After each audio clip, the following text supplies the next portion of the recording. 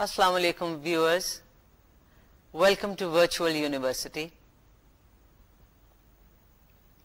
One vital aspect of reading comprehension is the ability to assess and evaluate the text.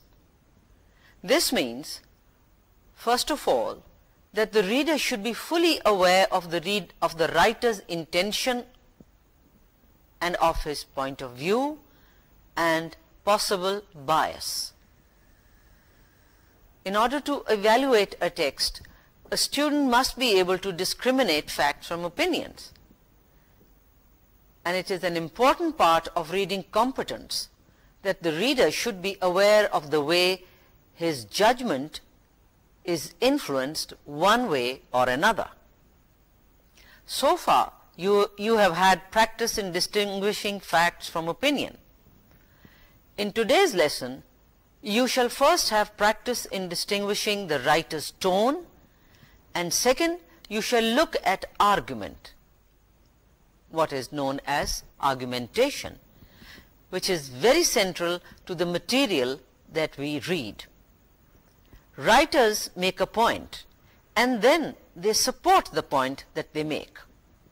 And you, as a successful reader, must learn to recognize the point and recognize the support for the point, the support, not only the point, but the support that the writer is making about the point that he's made.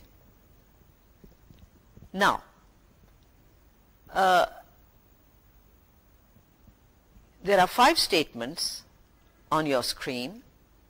Look at these statements, and each one of them expresses a different attitude. And it's about, these statements are about a shabby house. I hope you know the meaning of shabby. I won't tell you, but while you are reading those statements, you'll realize what shabby means. Now label each statement by choosing the most appropriate tone from the word bank. Statement number 1. This may be a shabby, run-down looking house, but since I lived here in my childhood, it has a special place in my heart. Now notice that there is a tone, a special tone, because of the use of the words, it has a special place in my heart. This phrase gives the whole statement a sentimental tone, right? So if you choose, or if you have chosen the word sentimental for this statement, you were correct. It's the phrase, it has a special place in my heart, which gives the statement a sentimental tone. Look at the next one. This may not be the best looking house in the neighborhood, but it's not really that bad. Now the phrase, it's not really that bad, conveys a tone of tolerance. The speaker or the writer does not condemn the shabby house. His tone is tolerant. He accepts it. Number 3. If only I had a decent job, I wouldn't be reduced to living in this ramshackle dump. Now the phrase ramshackle dump conveys you that the writer, the speaker, is not happy, and the tone is bitter. He's not at all happy. He's miserable. He doesn't like it. So you would choose the word bitter to describe the tone. Number 4. This place is in need of some costly renovation, and I expect the landlord to get around to them any day now. And it's the phrase, I expect the landlord. I expect. And that conveys a tone of optimism. The tone of this statement was optimistic. Number 5. When I leave this joint, I plan to empty rubbish bins of all the neighboring flats into it, so I can leave the place exactly as I found it. Well, one look and I'm sure you realized that the writer, the tone is humorous. Now, in these 5 statements, these were a sample to show you how words create the tone. Now, I helped you in this exercise. See if you can do the next one on your own. But before we go on to that exercise, I must tell you something about irony. This is a commonly used tone and one which you may not be familiar with. Now, when writing has an ironic tone, it says one thing and it means the opposite. Irony is found in everyday conversation as well as in writing. Now, irony always involves discrepancy. Discrepancy. Discrepancy means that something doesn't quite fit. The two things, or whatever things they are talking about, they do not go along with one another. And it usually takes 2 forms, situational and verbal. Now, as I said earlier, both forms are very common, and I'm sure you also indulge in being ironical a lot of the time. The first one, situational irony, it occurs when the discrepancy lies in the situation itself, as the word tells you, situational irony. Here, the irony lies when the discrepancy lies in the situation itself. Now, you expect something, but something else happens. You expect one thing, but something else happens. Or a situation calls for an expected response, but something unexpected happens instead. Example, I don't know if you will appreciate this, but the situation I'm going to describe is highly ironical. Supposing there is a house or some place is on fire, and you expect the firefighter to aim a water hose or a water pipe on the fire. But instead, the firefighter uses a petrol pipe or a petrol hose. He uses a pipe to spray petrol on a house that is already on fire. That situation would be very ironical. You may have heard of a play, or maybe if you haven't, I'll just tell you. There's a famous American playwright, and he's written a play called A Social Event. This is about a very proud Hollywood couple, and their maid, who is an Afro-American, she has an invitation to a special event to which this famous couple has not been invited. Now, this situation, and the writer uses this situation, he exploits this situation. This would be an ironical situation indeed, because the owners of the house, the well-known couple, they are not invited, but their maid has an invitation for this special event. Now, that was situational irony. The other kind of irony is verbal irony. This occurs when there is discrepancy between what is said and what is meant. Usually, the exact opposite or a near opposite is what is meant. For example, a very eager cricket player, he looks out of the window and he sees that it is raining. He's been wanting to go out and play. And when he sees that it is raining outside, he may turn round and say, "Oh, great, isn't this fine?" Now, that would be verbal irony, because he means exactly the opposite. He can't play. So he is being ironical. Now, another example to illustrate verbal irony. After you go to see a movie and you see that the performance of the main actor is simply horrible. And after seeing this terrible performance by an actor, you might turn around and say, now that's an actor who is sure to win the best actor award for this year. Now that again is an example to illustrate verbal irony.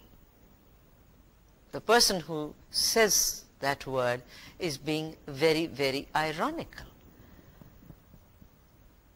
Now you will look at 3 short passages, each of which illustrates a tone, and you will find 6 words given in the word bank, in the little box. Remember that the tone reflects the author's attitude. It is the author's attitude that is being reflected in that statement. To find the tone of a paragraph, ask yourself what attitude is being revealed by its words and phrases.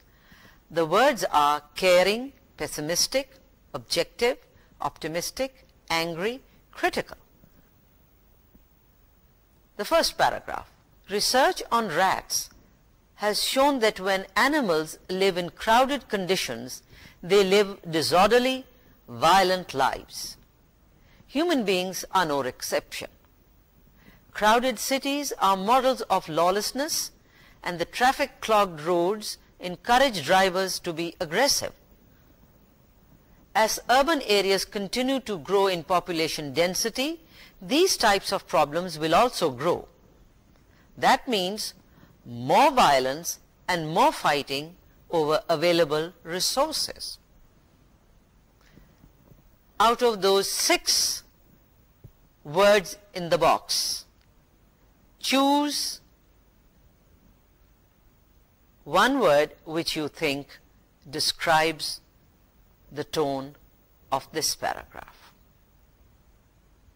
Number 2, those addicted to drugs probably feel terrible about themselves even if they don't show it, and harsh judgments only worsen their self-image. What these people need are programs to rehabilitate them in society, as well as help rid themselves of their addictions. It is also important we should take a sympathetic view of their problem and open our hearts and minds to these troubled persons. Their addiction does not make them lesser citizens, or it deserves them to be stripped of the dignity that is their birthright as human beings. Society must strive to create an environment of hope and help for these people who so desperately need it. Which word would convey the tone of this paragraph? Was it caring? Was it critical? What was it? Number 3. When I hired Mughal carpets to install a new wall-to-wall carpet in my drawing room, I relied on the company's reputation for quality work. However, I was deeply dissatisfied with the dreadful job their workers did in my room. The carpet is poorly fitted, as in one corner it is creased, while in the other the floor shows through. I am exasperated with the work of Mughal carpets, and I am thinking of asking my lawyer to sue them. Now, in those 3 paragraphs, you have to choose. You've been given 6 words. Do this on your own, and you can send us emails about your answers. Now the next thing that we are going to talk about, and that you will find when you are reading, that the writer usually presents an argument. A good argument is one in which you make a point and then you provide support for that point, support to back up the point that you've made. Now your support may be persuasive or it may be logical evidence. For example, if you made this statement, my neighbors are inconsiderate. All right, ठीक है, your neighbors are inconsiderate. But we expect you to provide supporting details which would enable others to see and judge whether your neighbors are really inconsiderate or not. Now, if you added this phrase, this sentence, they played loud music all night, their children play and scream loudly outside my house, and their dog barks all night.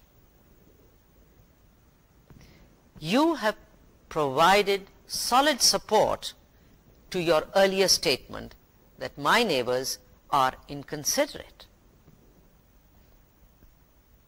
To help you distinguish between point and support for that point, or conclusion for the point that you've made, and reasons that you've given for that conclusion, let us jointly do an exercise. This is just to show you how to distinguish point, the point of the argument, and the supporting evidence that the writer provides. This is just to train you how to distinguish between them. Now, in the following groups of statements that you will see on your screen, one statement is the point and the others are support for that point. You identify each point with a P, right? P standing for point. And you identify the other statement, the statement of support, with an S. S will stand for support and P will stand for point. You have three statements.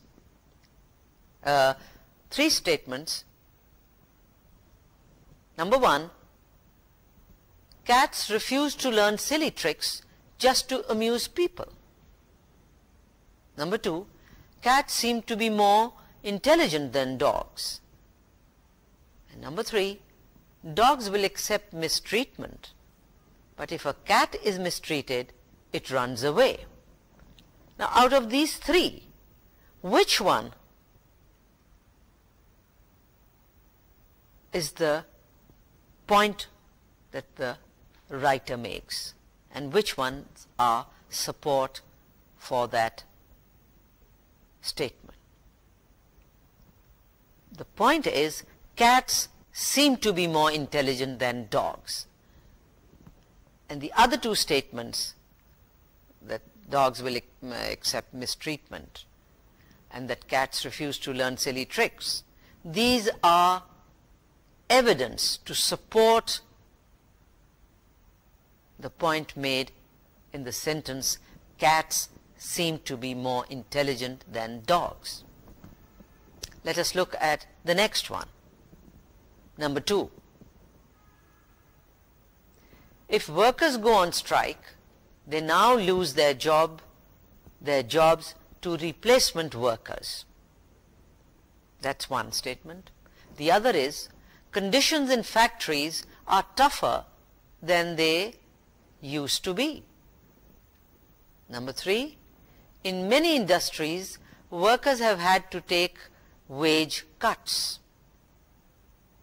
Three statements, but one of them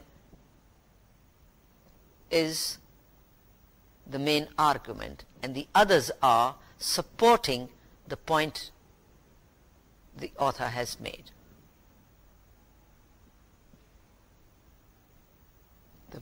The point is, conditions in factories are tougher than they used to be, and the other two are supporting this statement. Number 3, often you'll have to wait half an hour for a route number 5 bus, and then 3 will turn up at once. Sometimes route number 5 buses will drive past you at a bus stop, even though they aren't full.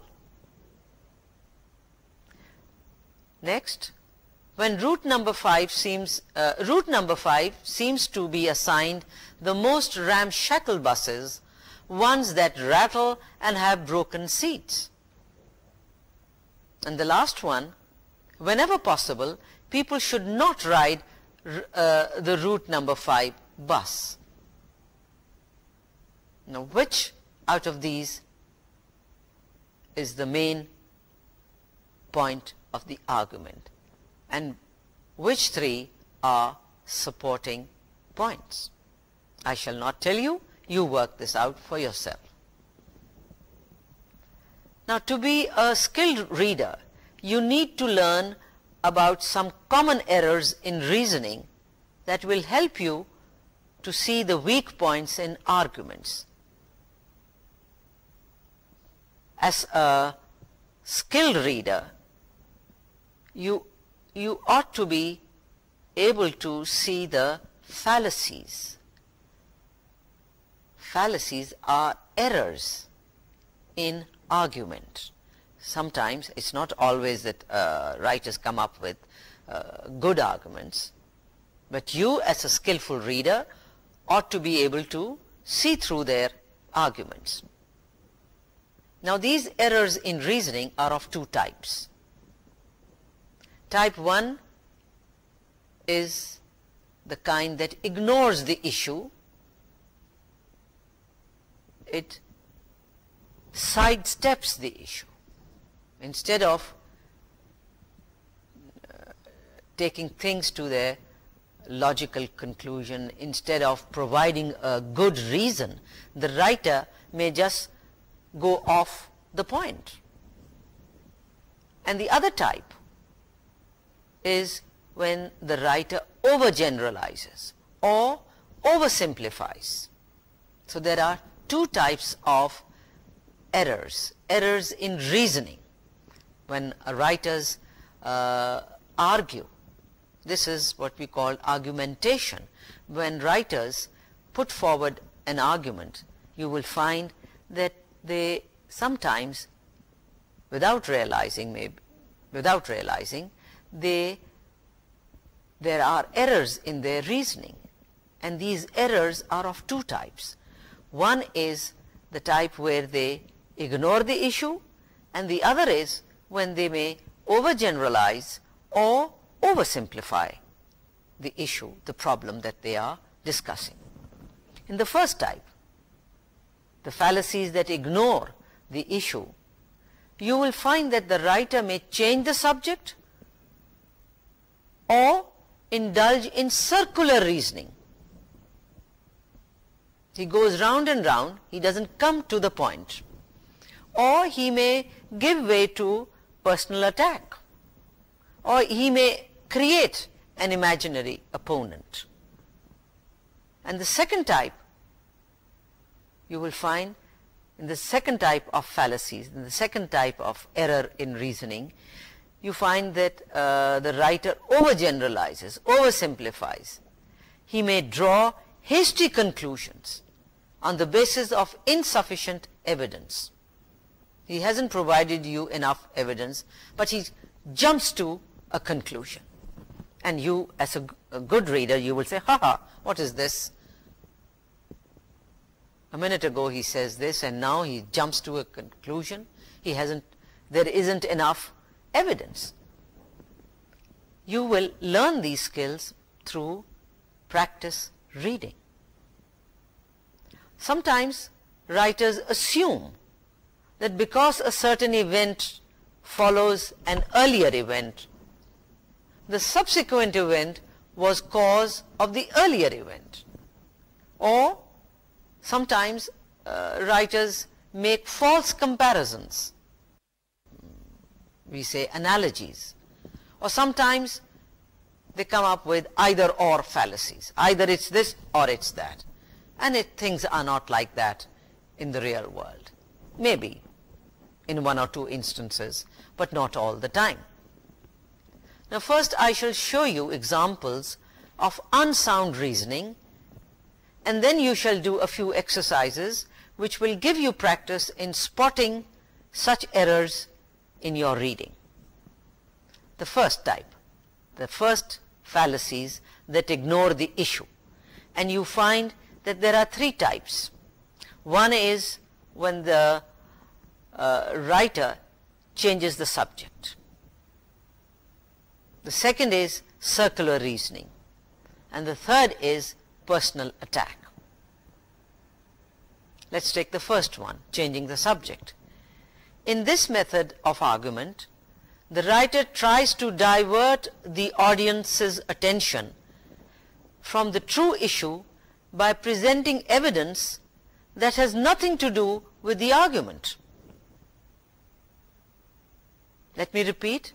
In this type of argument, the writer tries to divert his audience's attention from the true issue by presenting evidence that has nothing to do with the argument.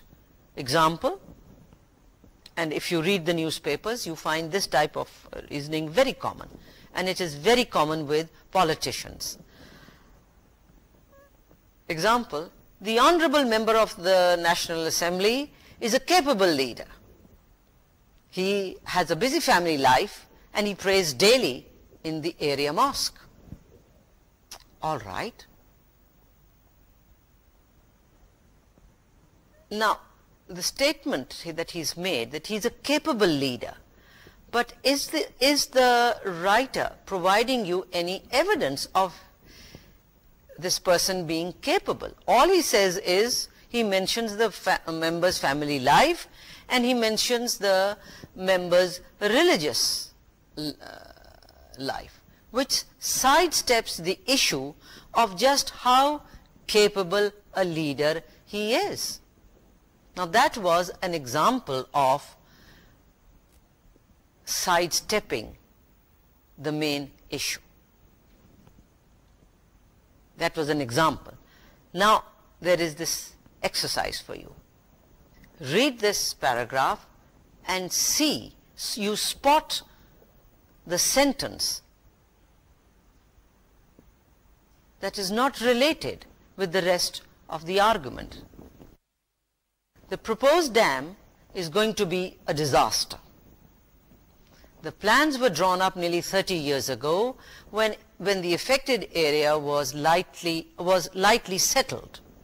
Now, a generation later, the area is thickly populated and hundreds of families would be displaced if the dam is built. There are already many forces working for the breakup of the family unit in Pakistan these days. The environment will also be negatively affected by the construction of the dam. Hundreds of birds will lose their natural habitat and may die out. Now, which sentence in this paragraph is not a sound argument in support of the author's conclusion that the proposed dam is a disaster? I'm sure you had no difficulty in spotting the sentence. And the sentence was, there are already many forces working for the breakup of the family unit in Pakistan these days. This sentence is not related. Right. Now, the second type is circular reasoning. In this, the supporting reason is the same as the conclusion. Example, Mr. Abid is a great science teacher because he's so wonderful at teaching. Well, the writer does not say why Mr. Abid is a great teacher. No real reason or reasons are given. The statement merely repeats itself. So this is what is called circular reasoning. Now, try to spot circular reasoning in the following arguments. Number 1. Since persons under 18 are too young to vote, the voting age should not be lowered below age 18. Number 2. Taking vitamin C is healthy, for it improves your well-being. Now, if you look closely at these arguments, you will notice the reasons merely repeat an important part of the conclusion. The careful reader wants to know the reasons, the supporting evidence, not a repetition. In the first argument, the author uses the idea that persons under 18 are too young to vote, and he uses this idea as the conclusion as well as the reason of the argument. No reason is advanced for why persons under 18 are too young to vote. And in the second argument, the word healthy, which is used in the conclusion, conveys the same idea as the word well-being. So you notice that conclusion and the reason are being used as one, and these were samples of circular reasoning. Now let me just point this out, that what we are doing today, when we move on to the writing part of your course, this should help you, that when you are writing, do not indulge in circular reasoning. Now the third part, the third type of fallacies is the personal attack. And this is very easy, very, very easy to indulge in. And of course, politicians, this occurs very often in political debate. Under this type of wrong reasoning, the issue which is under discussion is ignored, and the writer or speaker focuses attention on the opponent's character. Example, if you have this statement that the honorable member of the National Assembly, Assembly's views on the tax bill are not worthy of consideration. His father also held similar views when he was a member of the National Assembly. Now, as you can see from this example, the statement ignores the real issue, the tax bill. And instead of talking about the members, the honorable members' views on the tax bill, the writer focuses on personal character. And you will find that it is always very easy to recognize personal attack. Now, we'll do an exercise. Which one of the following statements contains an example of personal attack? Statement number 1.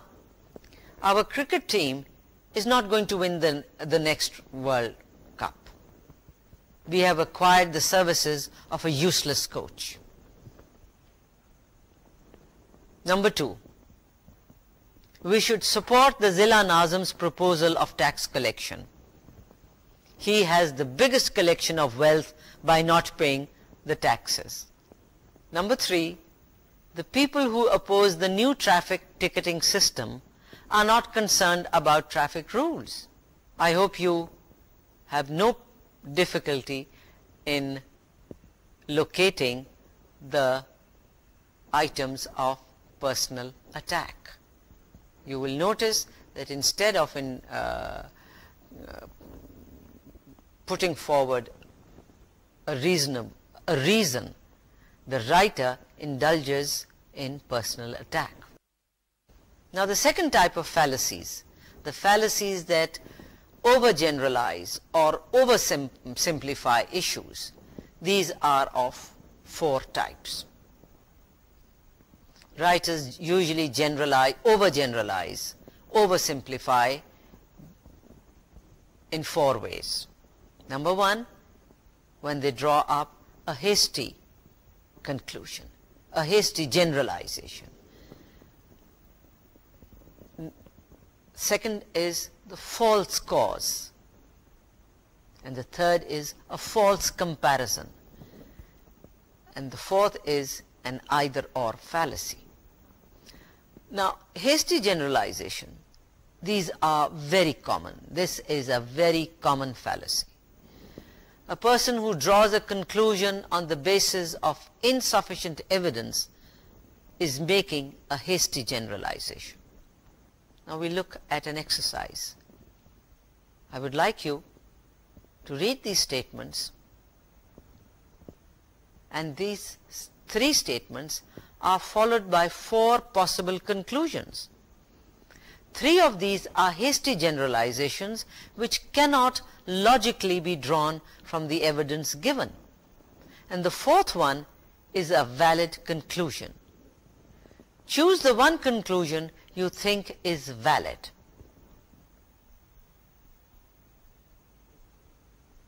This is about a visit to the seaside at Karachi.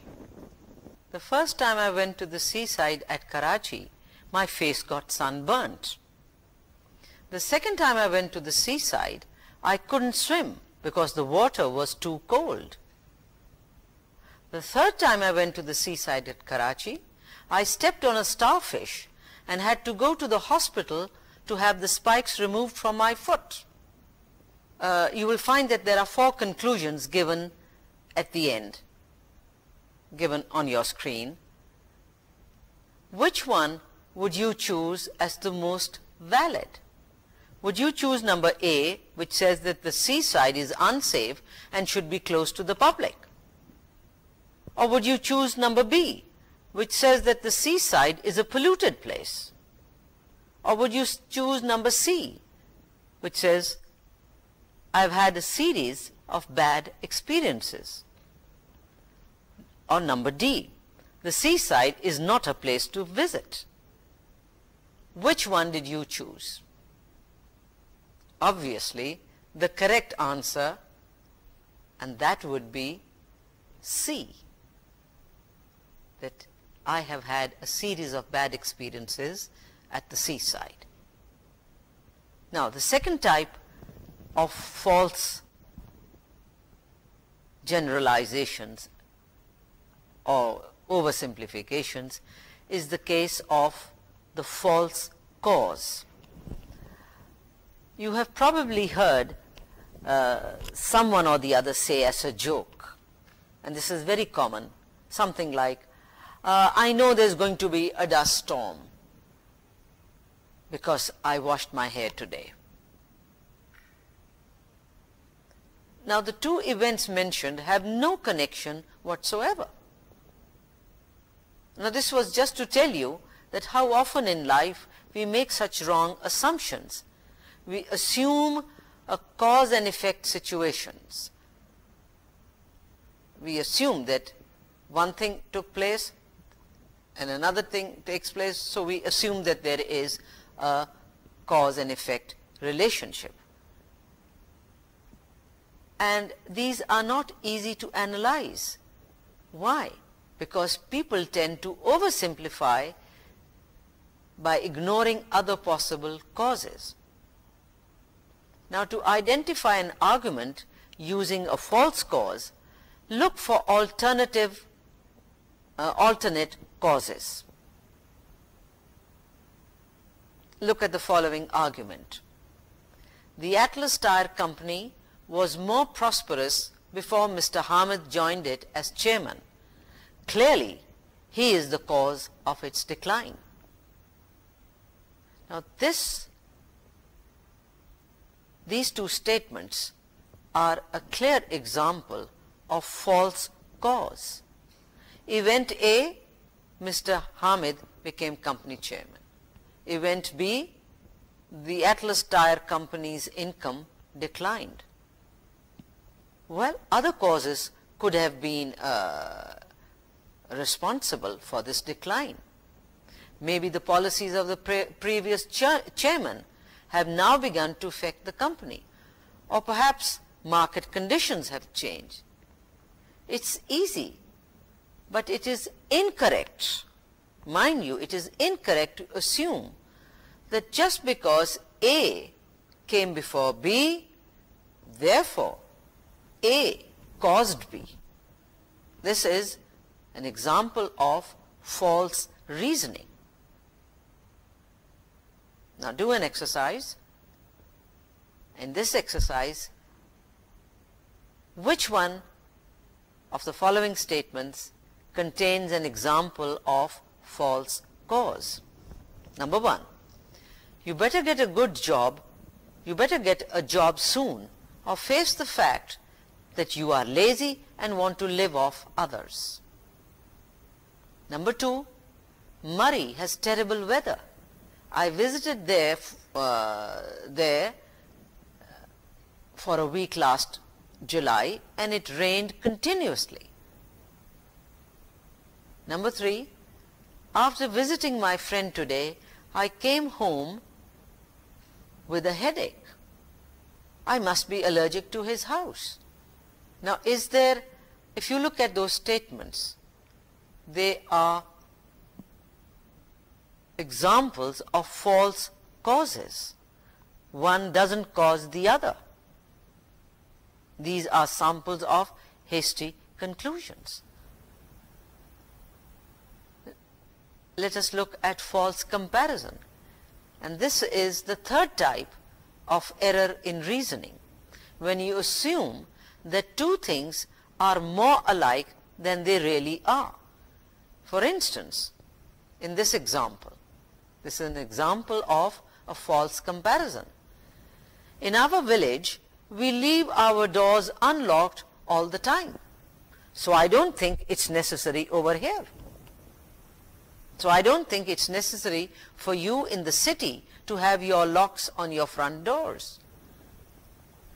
Now, to judge whether or not the above statement is a false comparison, consider the two situations. Consider if the two situations are alike. The two situations are not alike. One is in a city where there may be a lack of security and people want to have locks on their doors. The situation in the village is different. So you can't, this is a false comparison. Let us do an exercise. Decide which one of the following statements contains an example of false comparison. Number 1, you will either have to work hard at the job or face the fact that you will be turned out. Number 2, it doesn't hurt your colleagues getting to work on foot, and it won't hurt you either. Number 3, of course, ban on pillion riding will work in Pakistan. It's worked in other countries, hasn't it? Now, these three statements were examples of false comparison. You decide which one of them is false comparison. Number 4, number D, the either-or fallacy. We often assume that there are only two sides to a question, right? We offer only two choices when actually more exist in an either-or fallacy. Consider the following example. Those who oppose unrestricted speech are in reality in favor of censorship.